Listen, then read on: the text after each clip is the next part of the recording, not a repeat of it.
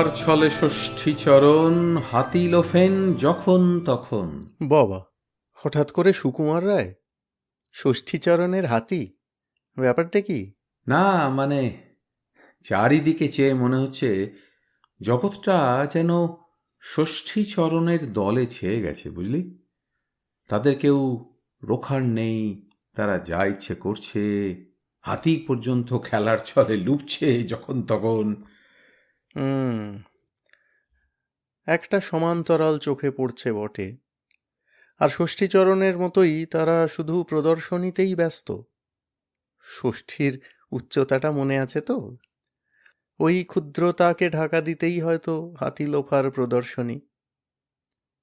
আবার এই কথাও তো সত্যি হতে পারে যে পালোয়ান ষষ্ঠীচরণ, যিনি ধূমস কাঠের তক্তা অবহেলায় ছেঁড়েন, যাঁর হাঁকে কাঁপতে থাকে দালান বাড়ি, আর গুন্ডা যাকে বাঁশ বাগিয়ে মেরেও সুবিধা করতে পারে না, আসলে হয়তো সমাজের বন্ধু, সকলকে সাহায্য করার জন্যই যাঁর অমিত শক্তি নিয়োজিত।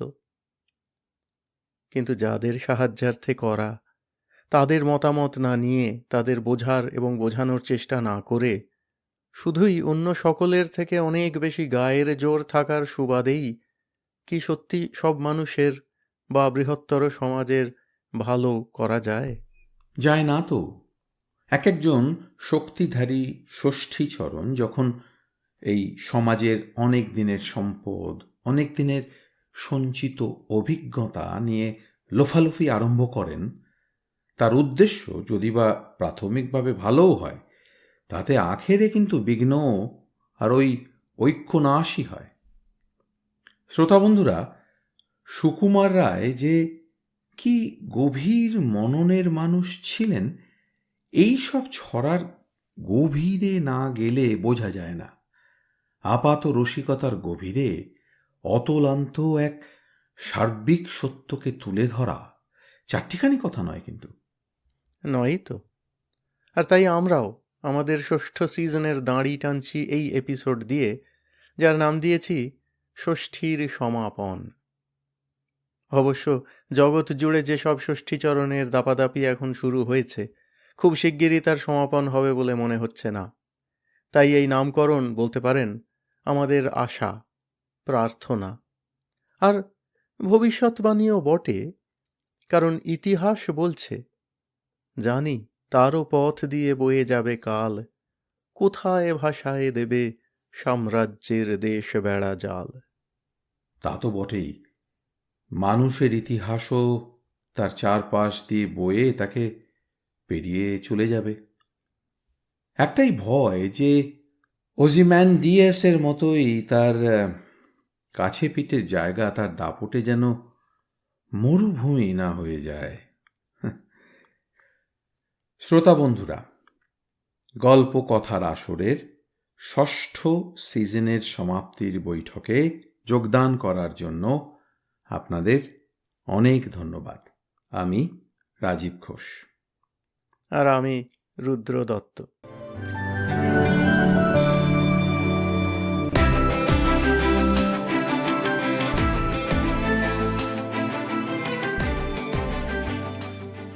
প্রতি বছরের মতো এইবারও ডিসেম্বরের মাঝামাঝি আমাদের একটু বিরতি নেবার পালা। ষষ্ঠ ইন্দ্রিয় অর্থাৎ মনকে নিয়ন্ত্রণ করব, এই রকম একটা উদ্দেশ্য নিয়ে বিরতি নেব কিছুদিন।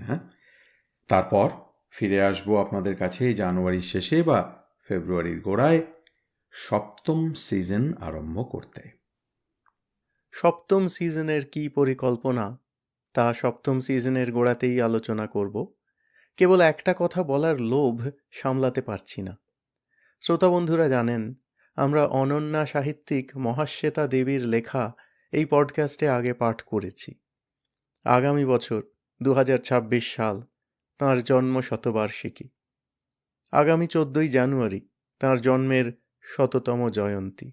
এই উপলক্ষে আমাদের সপ্তম সিজনের একদম গোড়ার দিকেই আমরা পাঠ করব মহাশ্বেতা দেবীর সব থেকে প্রখ্যাত সৃষ্টি হাজার চুরাশির মা।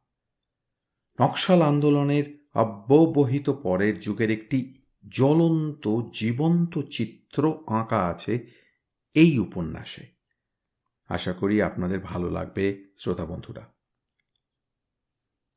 বিদায় নেবার আগে এই কথাও বলে নিই, আমরা এই পডকাস্টে যেসব সাহিত্যিকের লেখা পাঠ করছি, অন্য সিজনের মতো এই সিজনেও তার পরিধি আমরা বাড়িয়ে চলেছি। এই সিজনে রাজীব আপনাদের সঙ্গে এই পডকাস্টে প্রথমবারের জন্য পরিচয় করিয়ে দিয়েছে শ্যামল গঙ্গোপাধ্যায়, সিদ্ধার্থ ঘোষ, মতি নন্দী আর প্রভাত কুমার মুখোপাধ্যায়ের সঙ্গে। রুদ্র আপনাদের কাছে প্রথমবারের মতো নিয়ে এসেছে জগদানন্দ রায়, বেগম রোকেয়া, এনাক্ষী চট্টোপাধ্যায় আর রমানাথ রায়কে। আর মহাশ্বেতা আপনাদের কাছে নিয়ে এসেছে রবীন্দ্রসঙ্গ ধন্যা মৈত্রেয়ী দেবীকে, তাঁর স্মৃতিকথন মংপুতে রবীন্দ্রনাথের সুললিত পাঠের মাধ্যমে। মোট 56 জন সাহিত্যিকের লেখা বর্তমানে আমাদের পডকাস্টে রয়েছে। কিছু কিছু জিনিস শেষ হতে তো বাধ্য, তাই না? বঙ্কিমচন্দ্রের কমলাকান্তকে আমরা বিদায় জানিয়েছি এই পর্বে। কমলাকান্তের শেষ কয়েকটি পত্র আর একটি নাটক পাঠ সম্পূর্ণ করে। আবার কিছু কিছু জিনিসের আরম্ভও আছে। আমরা প্রথমবারের জন্য নিয়ে এসেছি প্রেমেন্দ্র মিত্রের পরাশর বর্মা আর মেজকর্তা, এই দুই অভিনব চরিত্রকে, আর নারায়ণ গঙ্গোপাধ্যায়ের তপনকেও। আর কিছু বিলম্বিত হলেও আমরা আমাদের পডকাস্টে কাব্যে রচিত গল্প কাহিনীর পাঠ আরম্ভ করে দিতে পেরেছি এই সিজনে। এবং অতি আনন্দের কথা, এই সেদিন আমরা আপনাদের সঙ্গে পরিচয় করিয়েছি স্বর্ণালীর, আমাদের আসরের 9তম কথককে। এই 7ম পর্বে তার নতুন কণ্ঠস্বর আমাদের পডকাস্টকে আপনাদের কাছে আরও সমৃদ্ধ করবে এই আশা রাখি। বেশ, তাহলে আর কি কিছু বাকি রইল রুদ্র? কিছুই না, কেবল একবার মনে করিয়ে দিতে পারি যে প্রতিবারের মতো এবারও আমরা শীতের ছুটির দিনগুলোর জন্য শ্রোতাবন্ধুদের কাছে রেখে যাচ্ছি কয়েকটি শ্রুতি পুস্তক, আর এই আশা যে নতুন বছরে আবার আপনারা আমাদের কাছে ফিরে আসবেন। আচ্ছা, আজ তাহলে বিদায় শ্রোতা বন্ধুরা। দেখা হবে আবার নতুন বছরে। সকলে ভালো থাকবেন, ভালো করে ছুটি কাটাবেন। নমস্কার। নমস্কার। আপনাদের মতামত আমাদের জানাতে ভুলবেন না কিন্তু শ্রোতা বন্ধুরা। আমাদের ওয়েবসাইট golpokothar.org, GOLPOKOTHARASOR.org।